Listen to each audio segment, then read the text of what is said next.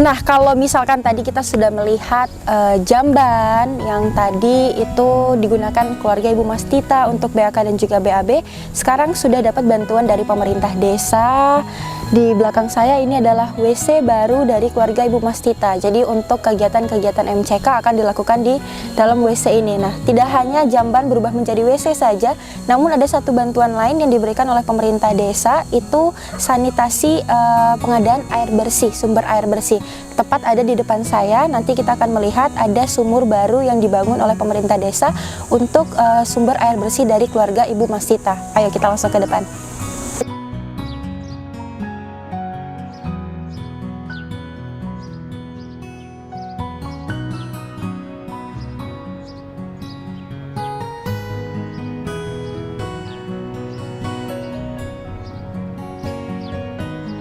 Baik, sekarang saya sudah bersama 3 orang garda terdepan untuk pencegahan kasus stunting yang ada di Desa Muaro Sebapo. Nah, saya sudah bersama dengan Ibu petugas gizi, terus juga ada Ibu bidan dan juga perwakilan dari Ibu pemerintah desa. Saya akan bertanya terlebih dahulu kasusnya Ibu Mastita. Tadi ada anaknya yang namanya Adit. Kita akan tanya sama Ibu bidan. Ibu bidan, tadi kita udah ngobrol nih sedikit informasi yang saya dapat dari Ibu bidan. Ada beberapa faktor yang ternyata dari sebelum lahirnya Adit itu apa saja, Bu? Mungkin dari awal kehamilan Ibu Mastita ini memeriksakan kehamilannya itu kalau menurut standar WHO kan 6 kali itu dalam selama kehamilan. Itu mungkin dilakukan mungkin sebanyak mungkin 3 atau 4 kali dilakukan pemeriksaan ke bidan. Di samping itu juga faktor yang keduanya, tablet tambah darahnya mungkin kalau minimal pada ibu hamil itu sampai persalinan 90 tablet. Sementara Ibu Mastita kurang dari 90 tablet selama kehamilannya. Yang ketiganya, pada waktu persalinan biasakan dianjurkan ibu hamil itu memeriksakan HB sebelum persalinan. Ibu Mastita tidak melakukan itu pada saat mau bersalin. Dalam persalinan juga mungkin ada resiko tinggi ada kelainan namanya retensio plasenta yang menyebabkan dia perdarahan. Pada waktu persalinan dia juga dirujuk ke rumah sakit. Terus kondisinya dalam kondisi perdarahan itu HB-nya juga menurun dan dilakukan transfusi darah pada saat itu setelah dilakukan pengeluaran plasenta. Tablet tambah darah selain anemia juga dia juga kalau kekurangan tablet tambah darah itu juga bisa menyebabkan salah satunya plasentanya lengket. Plasentanya lengket seperti kasusnya kasus Ibu Mastita ini. Oke, nah kalau untuk dari ibu hamil, terkhusus Ibu Mastita yang sedang kita bicarakan topiknya ini, itu memang dari kehamilan sudah terjadi ataupun terdeteksi anaknya akan lahir stunting atau seperti apa, Bu bidan? Tidak. Tidak terdeteksi waktu tidak itu, terdeteksi waktu itu. Cuman ya itu tadi salah satu mungkin pada saat kehamilan penyebabnya itu. Cuman kalau untuk terdeteksi langsung sih tidak.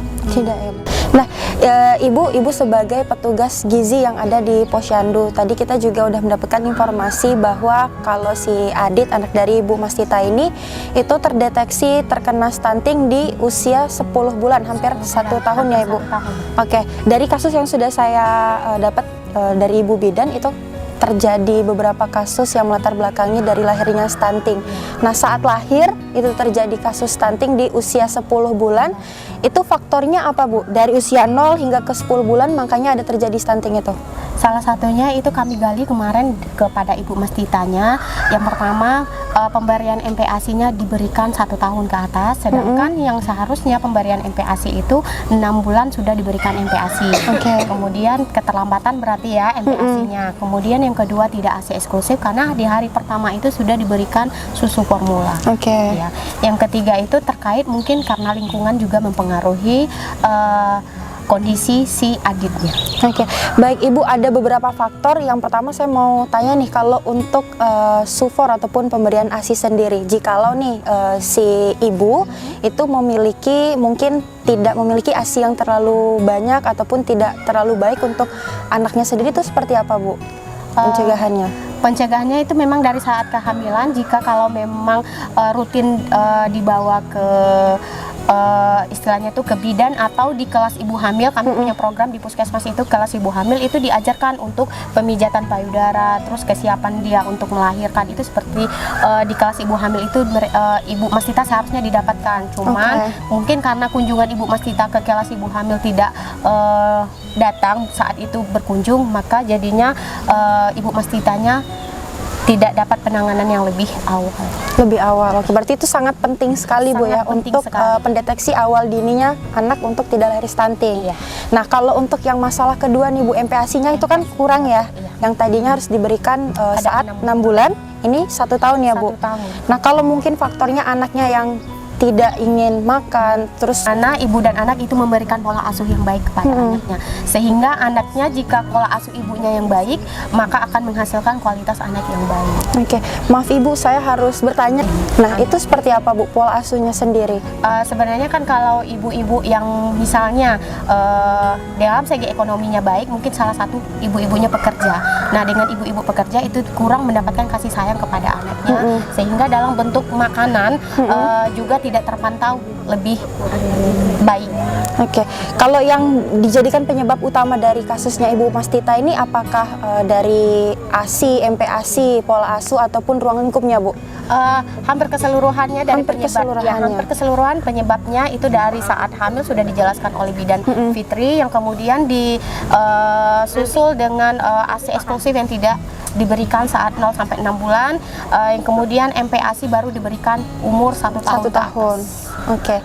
Dari bantuan dari desa selama 3 bulan berupa bahan pangan lengkap itu dari karbohidrat, protein, sayur, buah, dan protein nabati itu diberikan selama 3 bulan kepada si Aditya Chandra, dan dari pihak puskesmas itu memberikan roti, dan PLKB juga memberikan bahan pangan bantuan.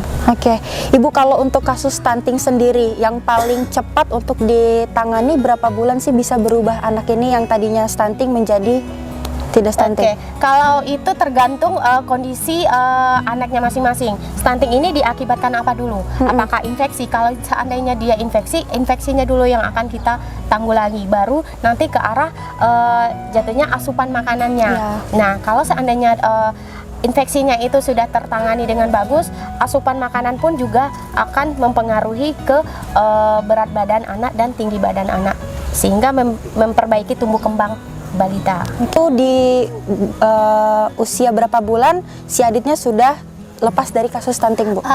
Pada usia kalau kurang lebih itu di November 2022 ini sudah melakukan perbaikan.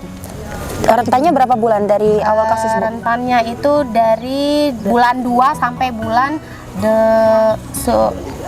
November Oke. sudah melakukan perbaikan. Oktober berarti terakhir. Iya, Oktober terakhir. Berarti kurang lebih berapa bulan tuh ya? Dari 2 ke 8 bulan. kurang lebih 8 bulan. Oke, berarti kurang lebih 8 bulan Adit yang tadinya terkena kasus stunting sekarang sudah mulai membaik dan Baik. sudah membaik Bu ya? Status gizinya sudah normal semua. Oke, luar biasa.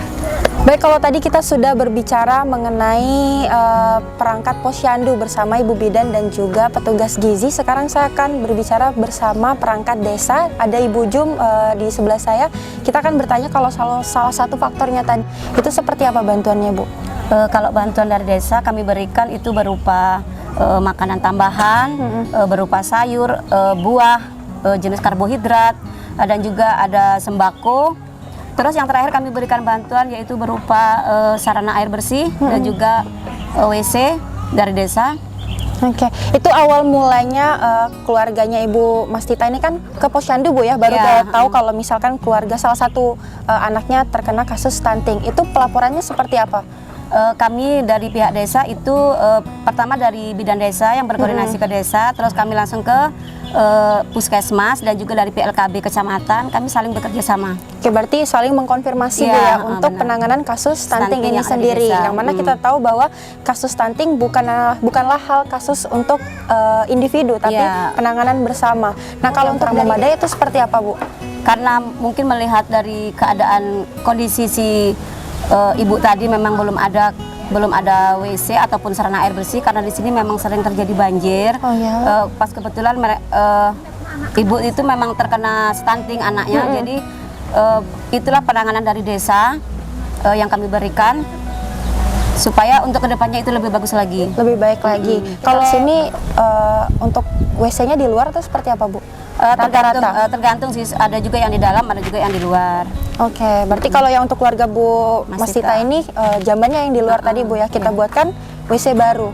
Itu di bulan berapa Bu pengerjaan? Kalau untuk sumber air bersih, kan ini sumur yang baru nih, yang lama yang seperti apa Bu? Sumur juga atau gimana? Kalau yang lama kayaknya ada sumur kayak sumur gali gitu. Itu posisinya pun masih seperti lubang tergali. Baik Bu Jum, kalau untuk masalah fasilitas nih tadi kan kita sudah, mungkin saya beralih ke yang KB Bu ya. Kita kan tahu kalau ada kasus stunting yang terkena warga di daerah sini, khususnya Kabupaten Muaro Jambi, itu kita harus ada bapak asuhnya tuh. Itu sudah ada belum Bu khususnya di kecamatan dan desa ini Bu? Terima kasih. Jadi intinya Bapak Asuh itu memang sudah ada diprogramkan dari kabupaten kemarin itu. Akan tetapi kita belum, si Ibu Mastita belum mendapatkan Bapak Asuh. Oh belum Bu ya? Belum mendapatkan Bapak Asuh. Barangkali nanti kedepannya kita akan prioritaskan yang keluarga-keluarga stunting yang memang betul-betul sangat dibutuhkan oleh Bapak Asuh. Mungkin itu. Dari kecamatan dan juga dari pemerintah desa untuk menangani kasus stunting ini secara bersamaan ya. Betul sekali. Kita guyup rukun untuk menurunkan stunting Kecamatan Mistong yang tertinggi di Kabupaten Muaro Jambi. Tapi kalau sekarang kan udah menurun Bu ya, udah luar biasa. Iya.